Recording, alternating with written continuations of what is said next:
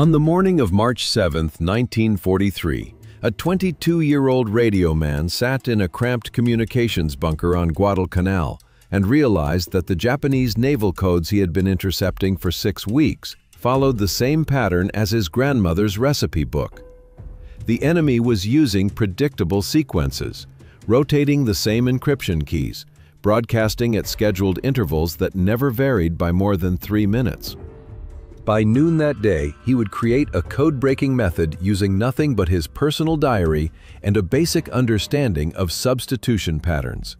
Within 72 hours, he would be reading 80% of Japanese radio traffic in his sector.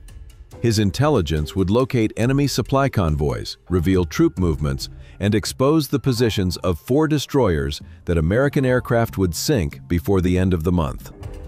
But at 7:41 that morning, nobody knew his name.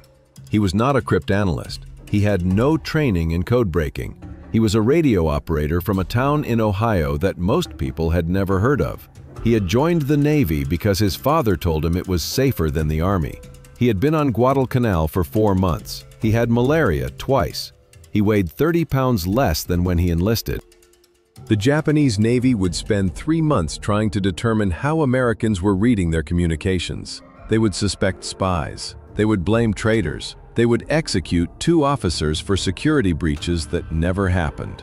They would never discover that one radioman with a diary and too much time listening to encrypted transmissions had simply recognized a pattern. The code he created looked like random interference, static, meaningless noise that happened to align perfectly with Japanese encryption sequences. His commanding officers did not understand how it worked. His fellow radiomen thought he had lost his mind. But the intelligence kept coming. Convoy positions, fleet movements, supply schedules, all from transmissions the Japanese believed were completely secure. His method would save hundreds of American lives. It would sink 23 Japanese ships. It would provide tactical advantage in 7 separate naval engagements. And when the Japanese finally changed their codes in June, his 3-month window of perfect intelligence would close forever. Nobody would decrypt Japanese naval communications that effectively again until 1944.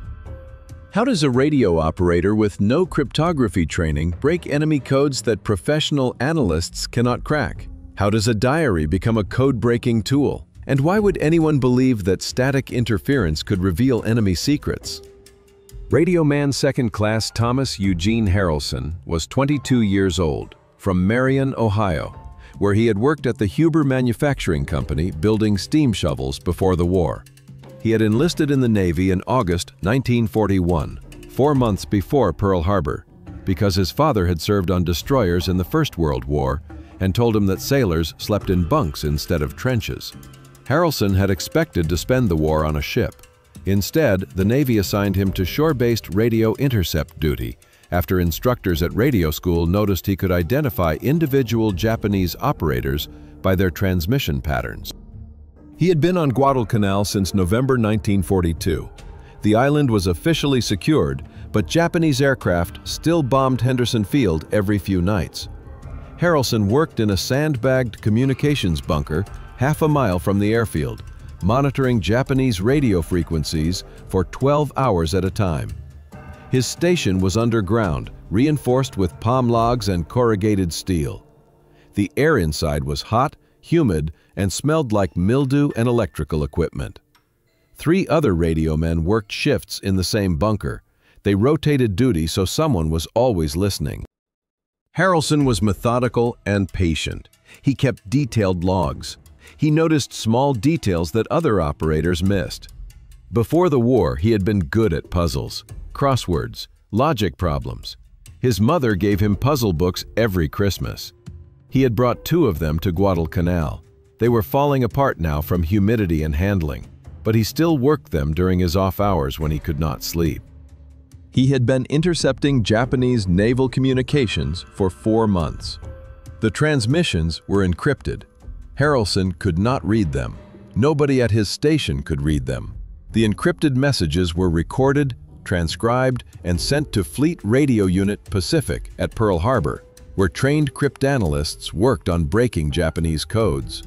Harrelson's job was simply to intercept and log, find the frequency, record the transmission, note the time and signal strength, send the intercepts to Pearl Harbor, and wait. But Harrelson had started recognizing patterns. The Japanese transmitted at specific times. Certain frequencies were used for certain types of traffic. Some operators had distinctive sending styles. Harrelson could identify at least 9 individual Japanese radiomen by the rhythm of their Morse code. One operator sent with long, deliberate spacing. Another was fast and choppy. A third consistently made the same minor timing error on the letter K.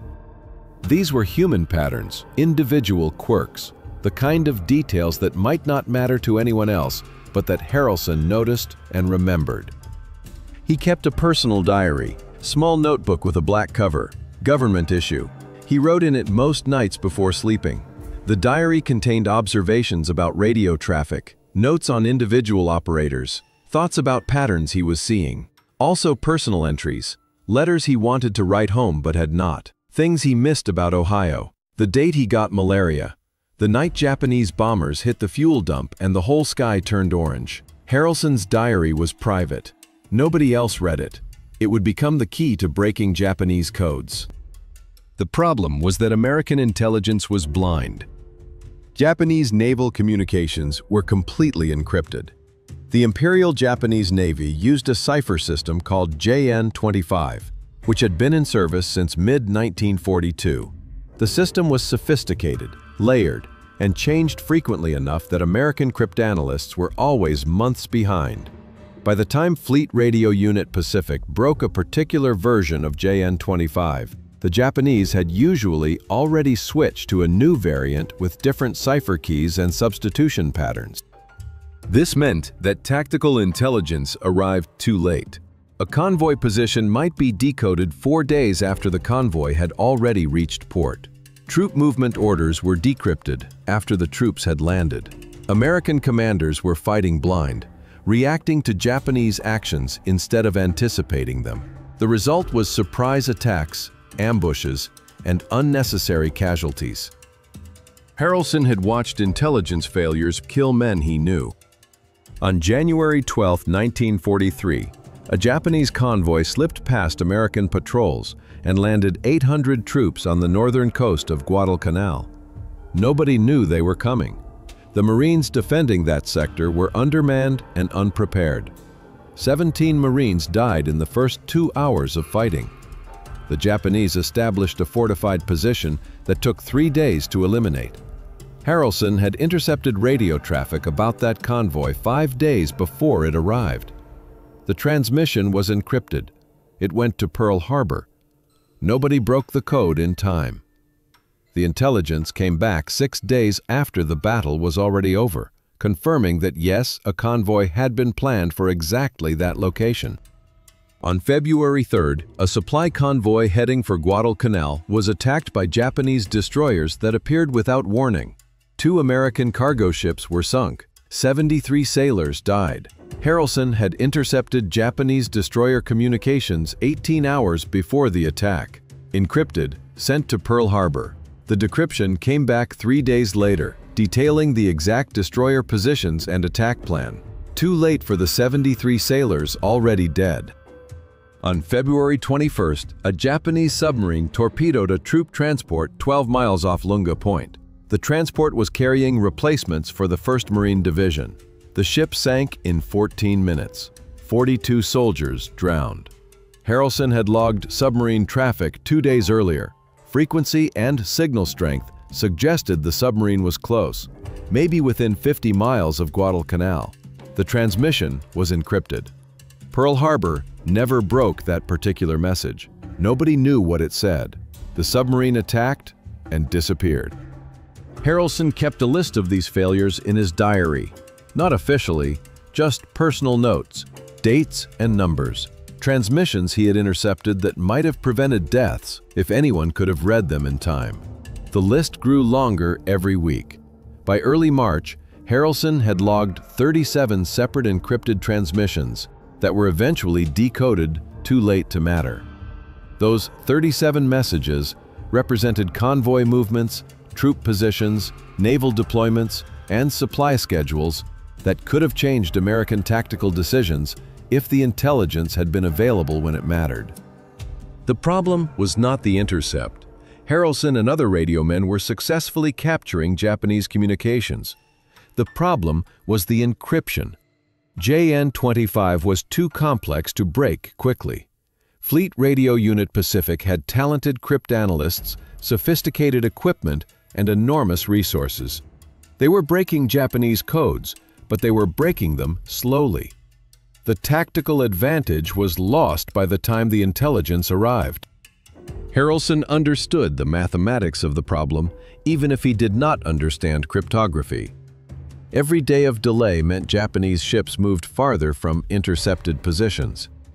Every day of delay meant troop deployments changed. Every day of delay meant the intelligence became less useful until it was eventually worthless. A message about a convoy heading for New Georgia on March 1st was still accurate on March 2nd, maybe even March 3rd. By March 6th, that convoy had either reached its destination or been diverted somewhere else. Breaking the code on March 8th told you where the convoy had been a week ago. That information was historical, interesting, useless. The cryptanalysts at Pearl Harbor were doing their best. Harrelson knew that. They were working with incomplete information, limited resources, and an enemy encryption system specifically designed to resist exactly what they were trying to do. Harrelson did not blame them, but he was frustrated. He was sitting on Guadalcanal intercepting transmissions every day, recording messages that he knew contained information that could save American lives, and he could not read any of it. The messages went to Pearl Harbor. Days passed. The decryptions came back too late. Men kept dying. Harrelson had friends in the 1st Marine Division. He knew sailors on the supply ships that docked at Lunga Point. He had met pilots who flew out of Henderson Field. Some of those men were dead now, killed in actions that might have been prevented if someone had been able to read Japanese communications in real time, instead of days later. The emotional weight of that knowledge was heavy. Harrelson was not responsible for code breaking. That was not his job, but he felt responsible anyway. Every encrypted transmission he intercepted represented potential intelligence that nobody could access. He was listening to enemy secrets and could not understand them. It was like watching someone drown through a window you could not open. By March 7th, Harrelson had been thinking about the problem for weeks. He could not stop thinking about it. During his shifts, he logged transmissions and wondered what they said. During his off hours, he reviewed his notes and looked for any pattern that might help. He knew he was not trained for this. He knew professional cryptanalysts with years of education were already working on JN-25. But Harrelson also knew that those cryptanalysts were working on the entire system, trying to break the fundamental structure of the encryption. Harrelson was starting to wonder if there was a different approach. Something smaller, something tactical. He could not break JN-25, but maybe he did not need to break the entire system. Maybe he just needed to break enough of it to read some messages. Maybe there was a pattern. The realization came on March 7th at 06:45, during the early morning intercept shift, when Harrelson was alone in the bunker. He had been listening to a Japanese transmission for 8 minutes. Standard encrypted traffic. The operator was one Harrelson recognized. Fast sender. Slightly irregular spacing. Based on frequency and signal strength, probably broadcasting from a ship somewhere north of New Georgia. The transmission lasted 11 minutes, then ended. Harrelson logged it. Frequency, time, duration, signal strength, operator characteristics. Then he sat back and stared at his notes. This was the 4th transmission from this same operator in 6 days. Same frequency, similar length, almost exactly 24 hours apart. The first transmission had been on March 2nd at 06:52, the second on March 3rd at 06:48, the third on March 5th at 06:51. Now, this one, on March 7th at 06:45. Always in the morning, always within 7 minutes of 0700 hours, always lasting between 9 and 12 minutes. Harrelson pulled out his logbook and started checking other operators. He found similar patterns everywhere. One operator transmitted every afternoon at approximately 15:30. Another transmitted 3 times per day at roughly 8-hour intervals. A third transmitted only at night, always between 2200 and 2300 hours. These were not coincidences. These were schedules. The Japanese were following predictable broadcast times. That alone was interesting, but not immediately useful. Knowing when transmissions would occur did not help decrypt them. But then Harrelson noticed something else. He started comparing the actual content of encrypted transmissions, the specific characters and patterns in the recorded Morse code. He could not read the encryption, but he could see the structure, and the structure was repeating. Certain character groups appeared multiple times across different messages. Not frequently, not obviously, but they were there. Harrelson saw one particular 5-character sequence appear in transmissions from March 2nd, March 4th, and March 6th. Different operators, different times, same 5-character sequence in approximately the same position within the message structure. That should not happen in a properly randomized encryption system. Harrelson sat very still. His mind was racing. If certain character groups were repeating, that meant the encryption was not perfectly random. It meant the cipher was using repeating keys or predictable substitution patterns. It meant there was structure underneath the apparent randomness.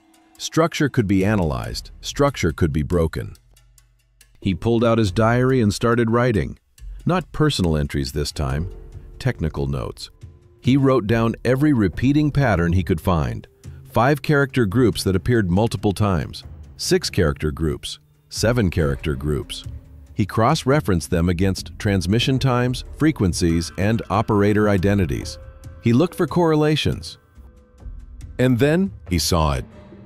The repeating patterns aligned with the broadcast schedule. Transmissions sent at similar times of day used similar encryption structures.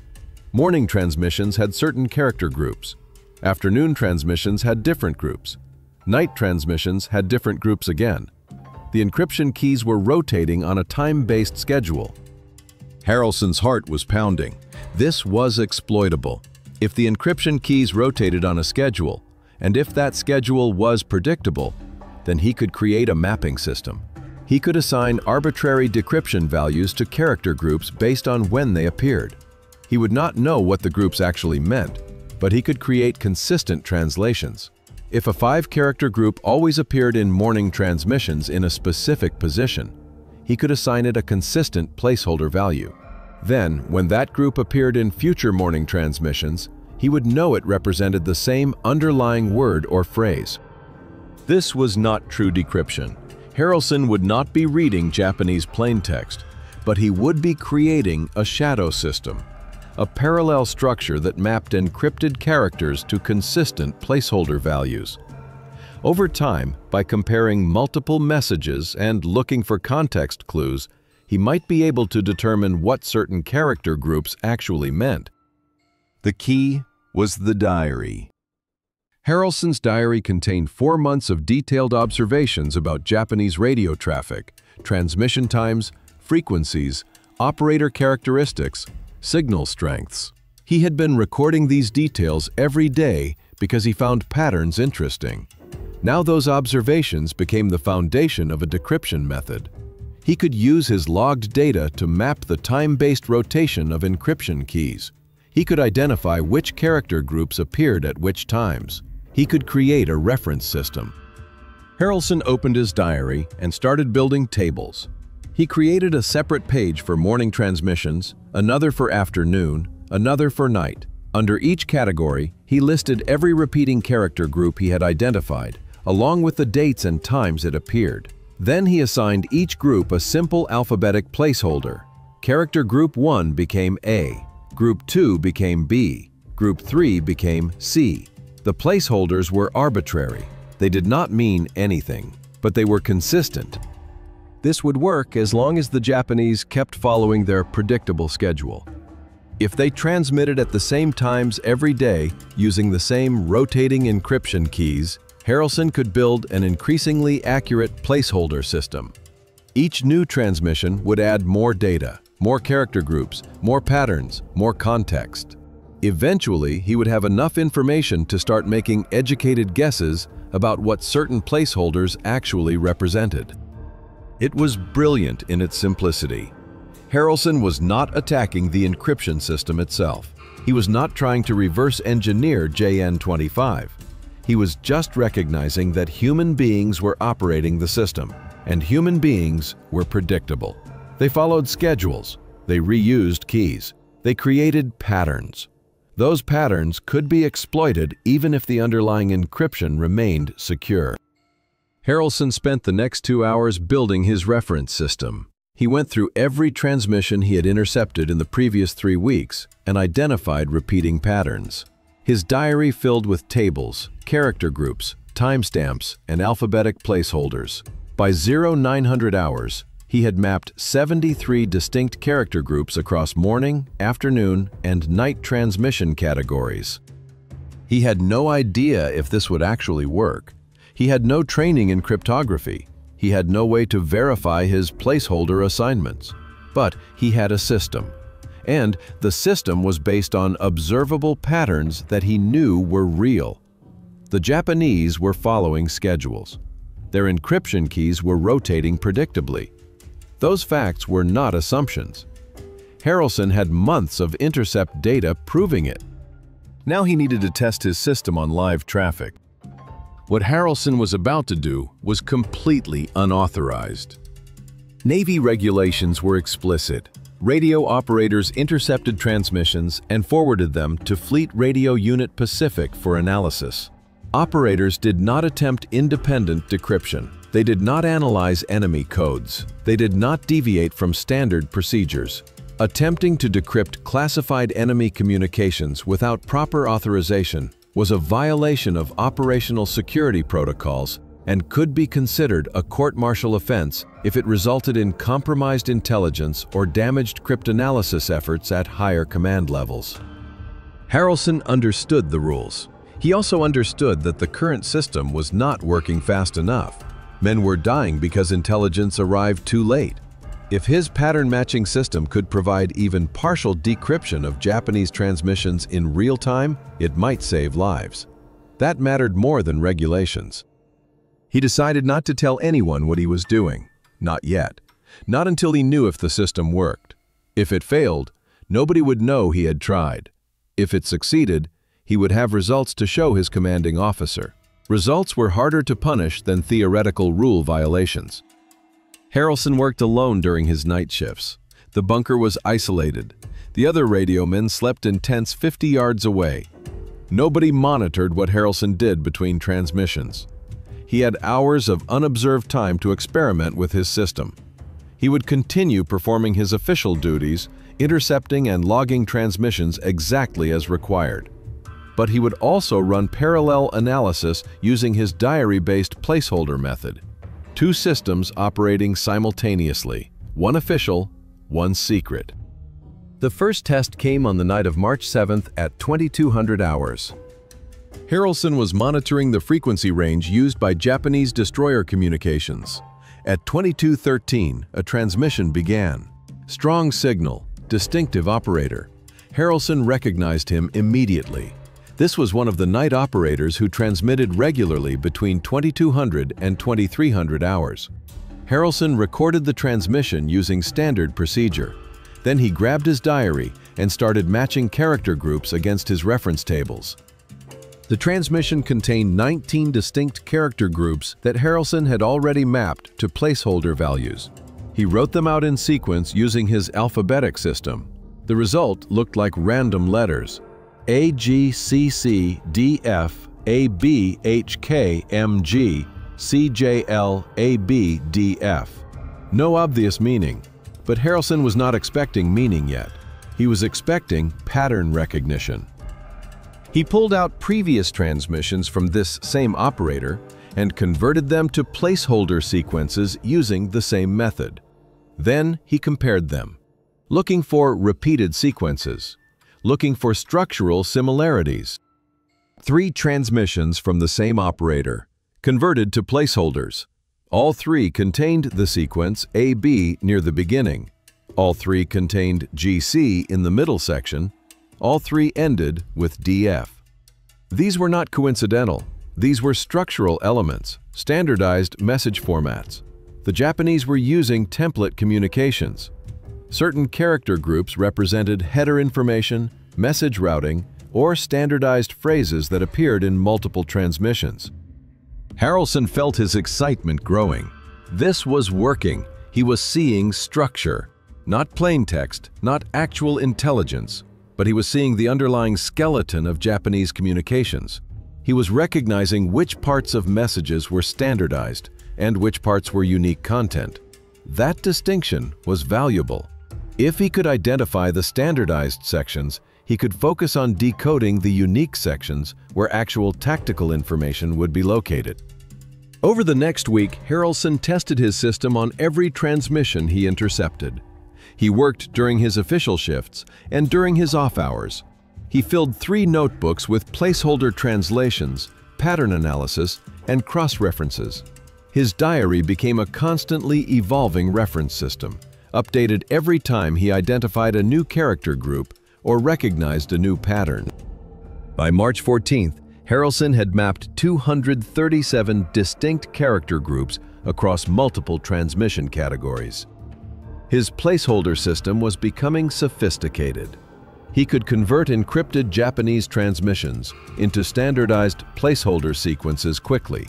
He could identify message headers, routing information, and structural elements. He could recognize which sections of messages contained unique tactical information. But he still could not read plain text. He had structure, but not meaning. The placeholders were consistent, but arbitrary. They did not tell him what the Japanese were actually saying. He needed context. He needed external confirmation. He needed to match his placeholder sequences against known information to determine what certain groups actually meant. The break came on March 16th.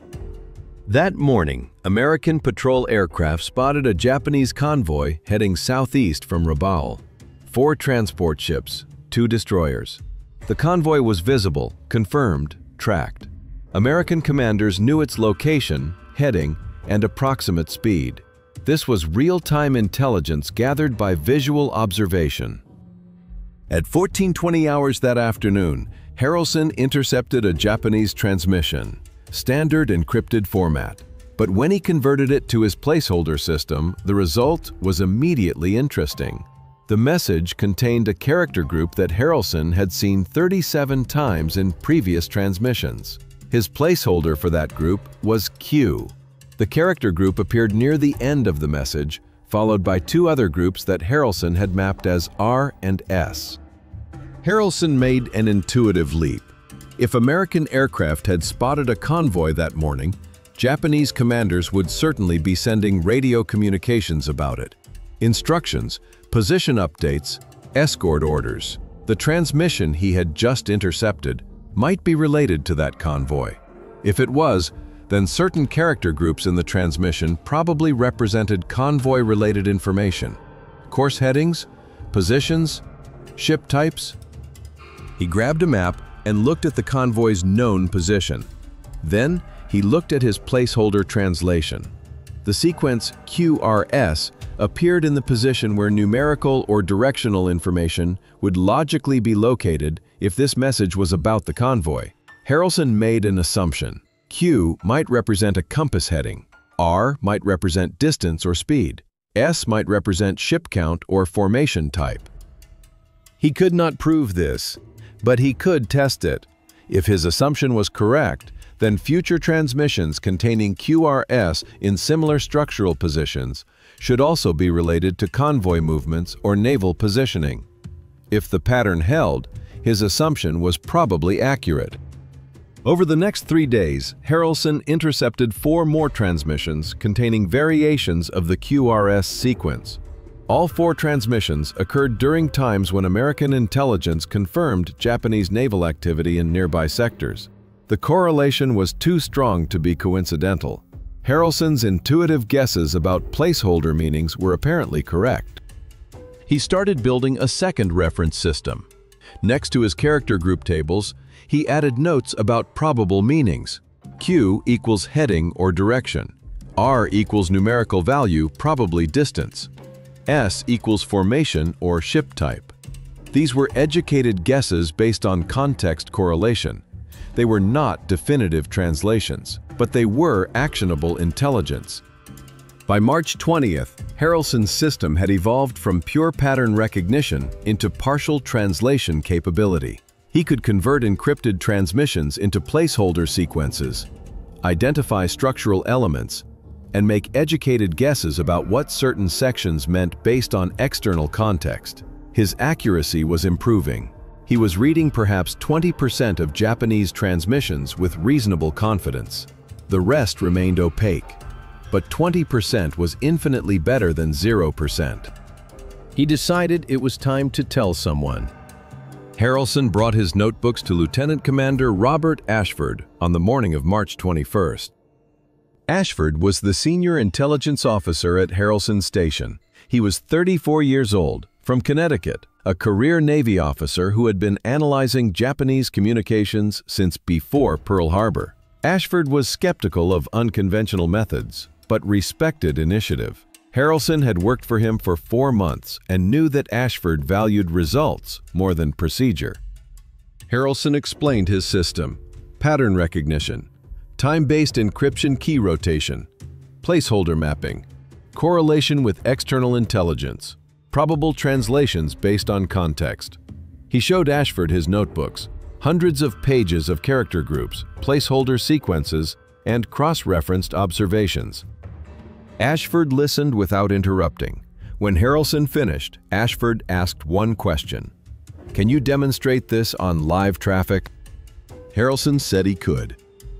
They waited for the next scheduled transmission from one of the Japanese operators Harrelson had been tracking. A destroyer communication station that transmitted every afternoon at approximately 15:30 hours. At 15:28, the transmission began. Harrelson recorded it using standard procedure. Then, while the transmission was still being received, he started converting it to placeholders using his diary reference system. The conversion took 4 minutes. When Harrelson finished, he had a placeholder sequence 63 characters long. He analyzed the structure, identified the header section, identified standardized elements, focused on the unique content section in the middle of the message. 3 character groups that he had tentatively mapped to convoy-related meanings based on previous correlations. Harrelson told Ashford what he thought the message said: partial translation, educated guess. The transmission appeared to reference a naval formation, probably destroyers or escorts, heading northwest at moderate speed, likely positioned somewhere between Bougainville and New Georgia, based on signal strength and frequency characteristics. No specific coordinates, no exact ship count, but enough information to suggest where American patrol aircraft might look for Japanese naval activity. Ashford took the information to the Tactical Air Operations Center. He requested patrol flights over the sector Harrelson had identified, based on partial intelligence from experimental decryption methods. At 17:15, 2 patrol aircraft launched from Henderson Field. At 18:43, the patrol aircraft reported contact. 3 Japanese destroyers heading northwest, approximate position 70 nautical miles north-northwest of New Georgia, exactly where Harrelson's partial translation had suggested. Ashford came back to the communications bunker at 1900 hours. He looked at Harrelson for a long moment. Then, he said one sentence: "Do this for every transmission. Write down everything you can translate. Bring it to me immediately." Harrelson's experimental system became operational doctrine. Over the next week, Harrelson provided partial translations of 26 Japanese transmissions. His accuracy varied. Some translations were highly confident, based on strong pattern correlations and external confirmation. Others were speculative, based on limited context and intuitive guesses. Ashford learned to evaluate Harrelson's confidence levels and cross-reference the intelligence against other sources before forwarding it to higher command. But the intelligence was actionable. It was real-time. It was providing tactical advantage that had not existed before. On March 28th, Harrelson intercepted and partially translated a transmission indicating that a Japanese supply convoy would be departing Rabaul that night, heading for Vila on Kolombangara Island. He could not read the exact departure time or the number of ships, but he could determine the general route and destination with reasonable confidence. American patrol aircraft were alerted. At 02:15 on March 29th, aircraft from Henderson Field located the convoy 30 miles south of Bougainville. 2 cargo ships and 1 destroyer escort. American torpedo bombers attacked at 0340. 1 cargo ship was sunk. 1 was damaged and forced to return to Rabaul. The destroyer escaped. On April 2nd, Harrelson translated traffic suggesting Japanese reinforcements were being moved to Munda Airfield on New Georgia. He identified probable troop numbers and estimated arrival time based on placeholder sequences that had previously correlated with numerical values. American artillery positions adjusted fire plans to target Munda's approach routes. When Japanese troops arrived on April 4th, they encountered prepared defensive positions and pre-registered artillery fire. The reinforcement effort failed. 70 Japanese soldiers were killed. The survivors retreated. On April 9th, Harrelson intercepted communications indicating a Japanese destroyer was operating east of Guadalcanal, probably conducting reconnaissance or preparing for a shore bombardment mission. He could not determine the destroyer's exact position, but narrowed the probable search area to a 60-mile coastal sector. American PT boats were deployed to intercept. At 23:45, PT-109 made radar contact with a Japanese destroyer 12 miles offshore. The destroyer was engaged and damaged, but escaped. However, the bombardment mission was aborted. Henderson Field was not shelled that night. These were partial victories, incomplete successes. Harrelson's system was not providing perfect intelligence. He was not reading complete Japanese messages. He was extracting fragments. But those fragments were enough to provide tactical warning, narrow search areas, and enable American forces to react more quickly than they had been able to before. By mid-April, Harrelson's translations were being forwarded directly to task force commanders and incorporated into daily intelligence briefings. His placeholder system was documented and shared with other radio intercept stations across the South Pacific. Other operators began attempting similar pattern-matching techniques. Some had success, most did not.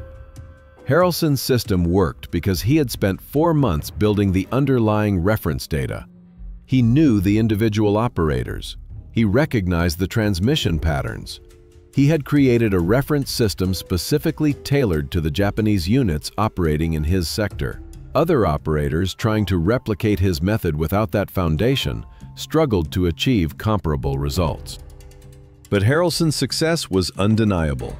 Between March 21st and April 30th, he provided actionable intelligence on 39 Japanese naval movements, 17 supply convoy operations, and 8 troop deployments. His translations directly contributed to the sinking of 6 Japanese cargo ships, the damaging of 3 destroyers, and the disruption of multiple reinforcement operations. American casualties were reduced. Tactical surprise was minimized. Commanders had advance warning of Japanese actions that previously would have been completely unexpected. The most significant success came on May 7th. That morning, Harrelson intercepted an unusually long transmission from a Japanese naval command station. 17 minutes of encrypted traffic. When he converted it to placeholders, the message structure was complex but recognizable. Header information, routing data, then an extensive middle section containing character groups that Harrelson had previously associated with convoy operations, coordinates, and timing information. He worked on the translation for 2 hours, cross-referencing previous messages, looking for repeating patterns. matching placeholder sequences against his reference tables. The result was fragmentary but compelling. The transmission appeared to describe a major supply convoy departing from Rabaul on May 9th, heading for multiple destinations across the Solomon Islands.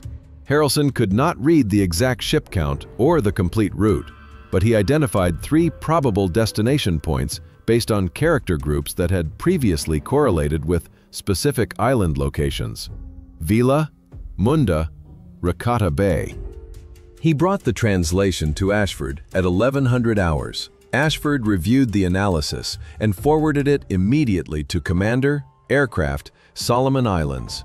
Task Force commanders used Harrelson's intelligence to plan a coordinated airstrike. On May 10th, American aircraft intercepted the convoy between Bougainville and New Georgia. 8 Japanese cargo ships, 4 destroyer escorts. The battle lasted 47 minutes. 4 cargo ships were sunk. 2 were damaged and forced to turn back. 1 destroyer was sunk. The convoy was effectively destroyed. The supplies those ships were carrying never reached Japanese garrisons across the Solomon Islands. Troops went without ammunition. Positions went without reinforcements. The tactical impact of that single convoy interdiction reverberated for weeks. And it happened because Harrelson read enough of one encrypted transmission to predict where the convoy would be 2 days before it sailed. This was the combat test that proved Harrelson's system worked at operational scale. By mid-May 1943, Harrelson's code-breaking method was being used across multiple radio intercept stations throughout the South Pacific Theater. His placeholder reference system was distributed to operators at Espiritu Santo, Ifate, and Milne Bay. His pattern matching techniques were documented in classified intelligence bulletins. His success rate, now calculated and verified across hundreds of intercepts, was estimated at 78% for convoy-related traffic and 62% for general naval communications. Senior intelligence officers at Pearl Harbor requested a full briefing on Harrelson's methods. On May 19th, Lieutenant Commander Ashford flew to Hawaii with Harrelson's notebooks, reference tables, and operational summaries. The briefing lasted 6 hours. Cryptanalysts from Fleet Radio Unit Pacific examined Harrelson's system in detail, looking for vulnerabilities or inaccuracies that might compromise broader code-breaking efforts. What they found surprised them. Harrelson's placeholder method was not actually breaking JN25 encryption. He was not reverse engineering cipher algorithms or discovering substitution keys. He was exploiting operational security weaknesses in how Japanese forces used the encryption system. Predictable transmission schedules, repeated message formats, time-based key rotations that followed observable patterns. These were human failures, not cryptographic failures. Harrelson had recognized that the encryption system was theoretically secure but practically vulnerable because the people using it were following predictable routines. This insight was valuable beyond Harrelson's specific tactical successes. It suggested that attacking operator behavior might be more effective than attacking cipher mathematics. The cryptanalysts at Pearl Harbor began incorporating behavioral pattern analysis into their own work, looking for scheduling patterns, format repetitions, and procedural predictability in other Japanese communication systems. Harrelson's method had opened a new approach to signals intelligence. But there were concerns. The primary concern was sustainability. Harrelson's system worked because the Japanese were following predictable patterns. If they discovered their communications were being read and changed their procedures, the entire method would collapse instantly. Every tactical advantage Harrelson had created would disappear. The cryptanalysts at Pearl Harbor warned that operational security was critical. Harrelson's translations should be used carefully. American actions based on his intelligence should appear plausibly coincidental. Patrol aircraft happened to be in the right sector. Defensive positions happened to be prepared. Nothing should suggest that American forces were reading Japanese transmissions in real time. Ashford understood the risk. he implemented strict guidelines for how Harrelson's intelligence could be used. Translations were distributed on a need-to-know basis. Actions taken based on the intelligence were disguised when possible. Convoy interdictions were attributed to increased patrol activity. Defensive preparations were explained as routine precautions. The fact that a radio operator on Guadalcanal was reading encrypted Japanese transmissions remained classified at the highest levels. Harrelson continued his work through May and into early June. His reference system grew more sophisticated. He identified 418 distinct character groups. His accuracy improved. By late May, he was providing reliable translations of approximately 80% of convoy-related traffic and 70% of general destroyer communications. His intelligence was being used to plan airstrikes, submarine deployments, and defensive operations across the entire Solomon Islands campaign.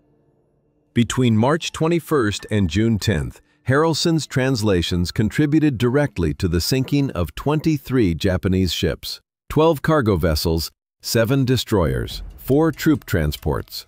His intelligence helped prevent 4 separate Japanese reinforcement operations.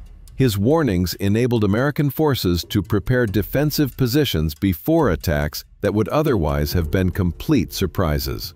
Casualty estimates suggested that Harrelson's work saved at least 300 American lives during those 3 months, possibly more. But the method had limits. Harrelson could only translate transmissions from Japanese units whose patterns he had extensively studied. Units he had been monitoring for months. Operators whose individual styles he recognized. Frequencies he knew. When Japanese forces rotated communications personnel or changed operational areas, Harrelson's accuracy dropped dramatically. He was not breaking a general system. He was exploiting specific, localized patterns. His success was geographically and temporally limited. The end came on June 12th.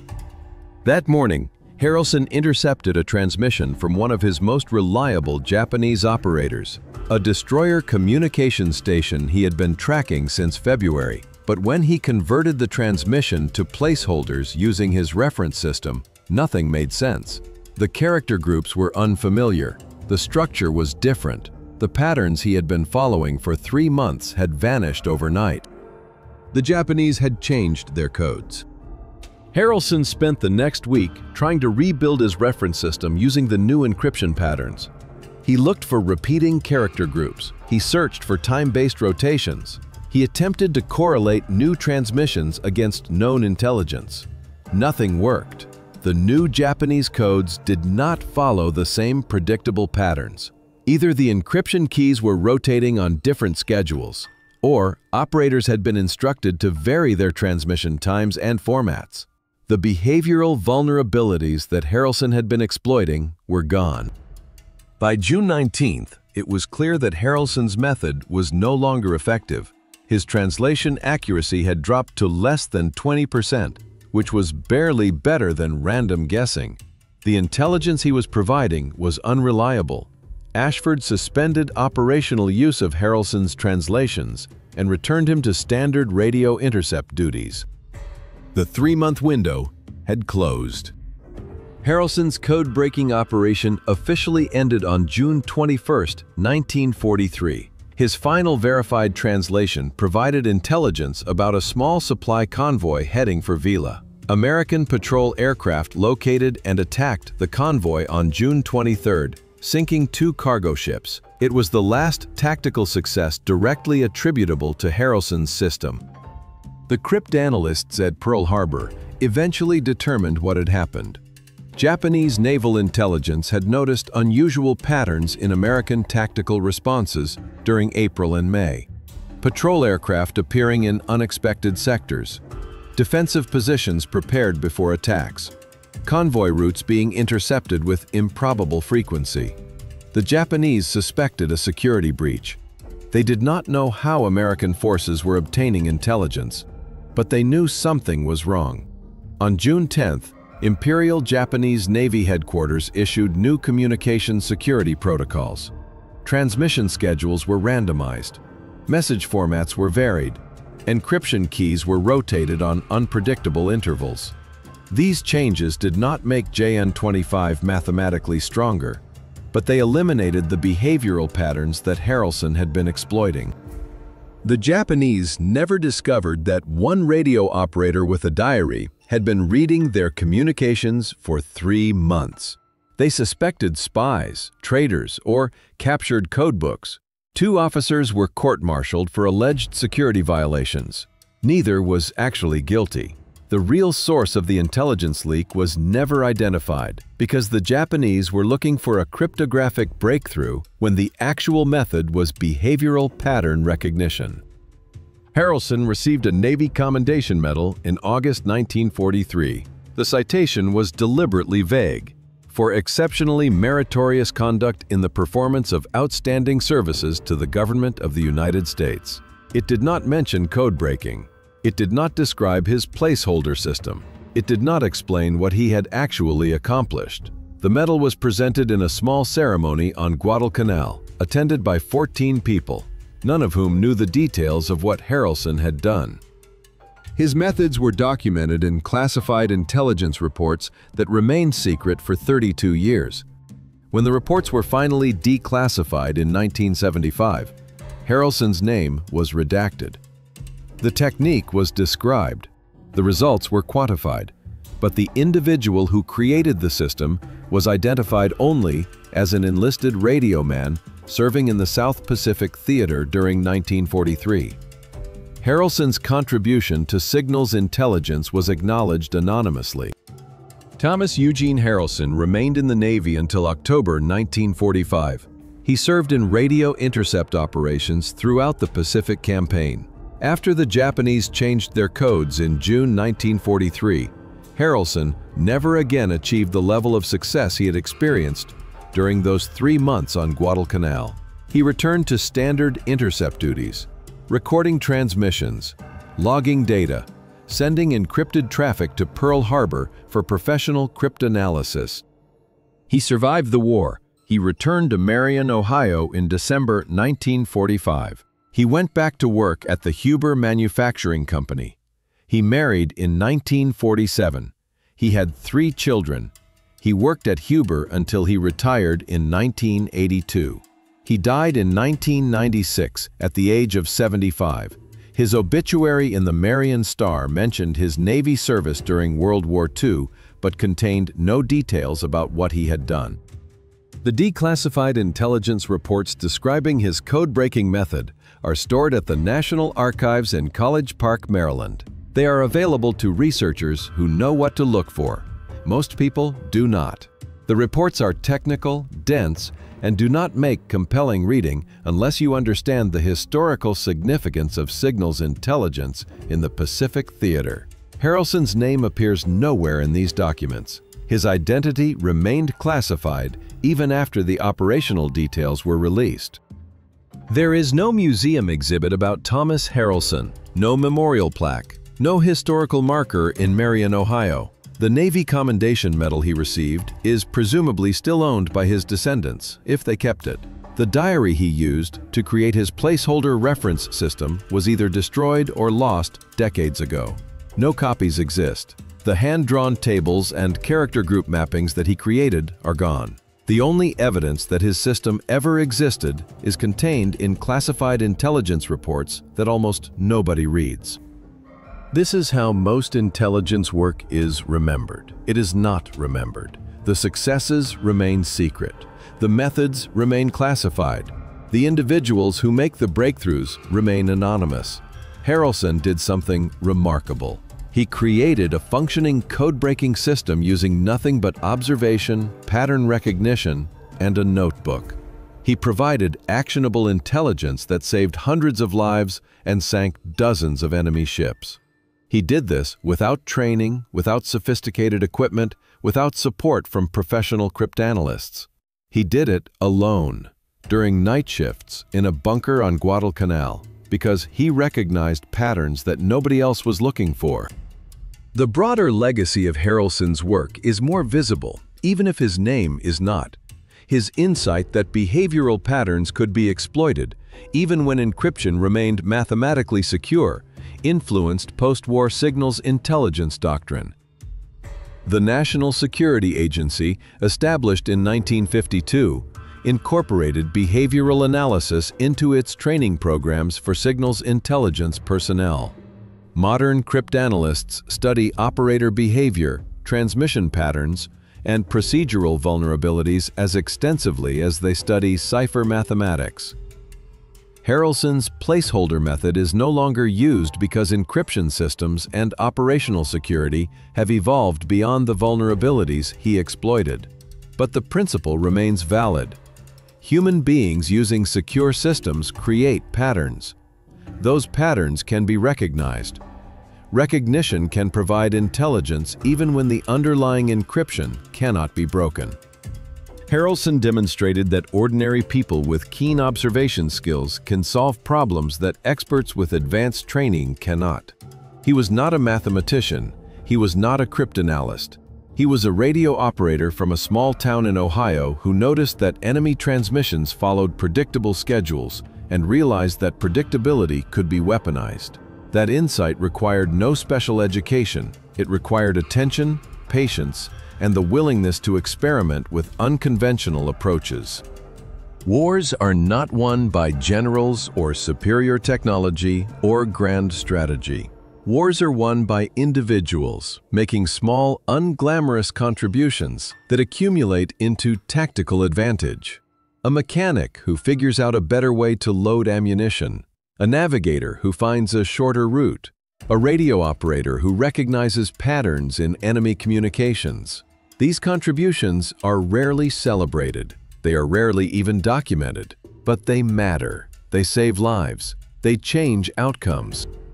Thomas Harrelson changed outcomes for 3 months in 1943. He gave American forces in the Solomon Islands a brief window of intelligence superiority that they used to sink ships, prevent reinforcements, and reduce casualties. When that window closed, he went back to being an ordinary radio operator. He did not complain. He did not seek recognition. He simply continued doing his job until the war ended. Then he went home. That is the reality of military service for most people who serve. Moments of extraordinary contribution surrounded by long stretches of routine duty. Brief opportunities to make a difference, then back to normal. Harrelson's 3-month code-breaking operation was the exception in his military career, not the rule. He spent most of his war doing exactly what thousands of other radio operators were doing: listening, recording, logging. The fact that he briefly accomplished something remarkable does not diminish the value of the ordinary work he did before and after. The United States Navy still trains signals intelligence operators using methods derived partly from lessons learned during World War II. Those lessons include the importance of pattern recognition, the value of detailed logging, and the principle that behavioral analysis can complement technical cryptanalysis. Radio operators are taught to observe not just what they hear, but how enemy forces communicate.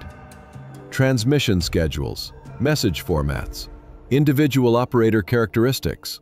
These observational skills are considered fundamental to modern signals intelligence. Thomas Harrelson would recognize these training principles. They are extensions of exactly what he did in 1943. He kept detailed logs. He recognized patterns. He observed behavioral characteristics. He used those observations to develop a method that nobody had thought to try before. His method worked until the enemy changed their behavior. Then he adapted and continued serving.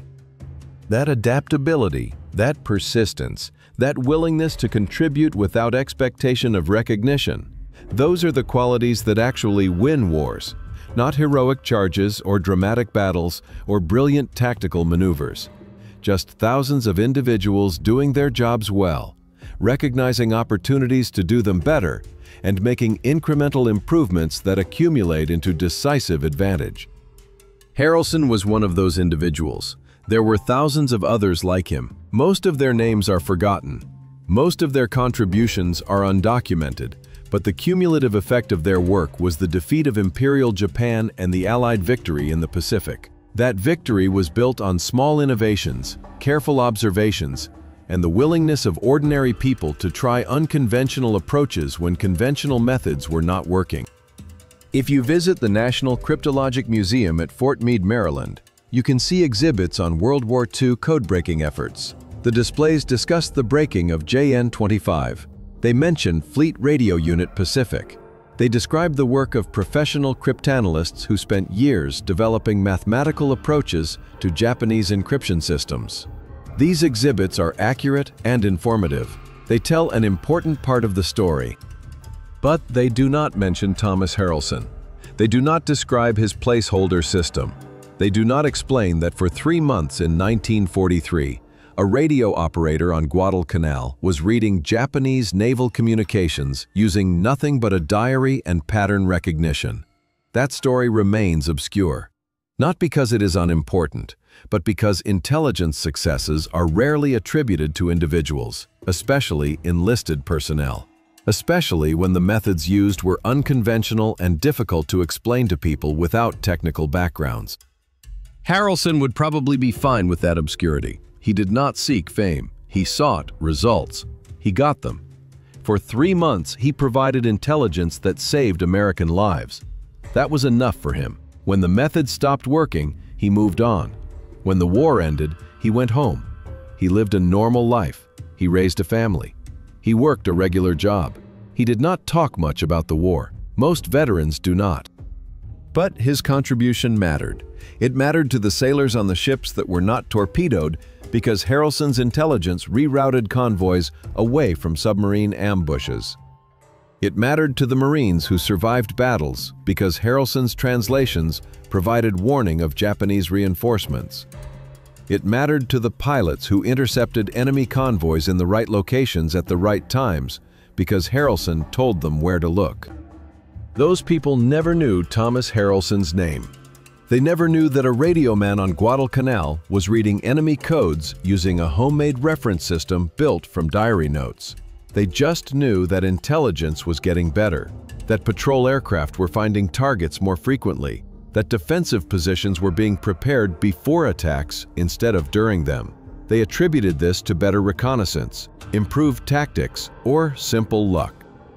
It was none of those things. It was one person recognizing patterns and having the initiative to do something about it.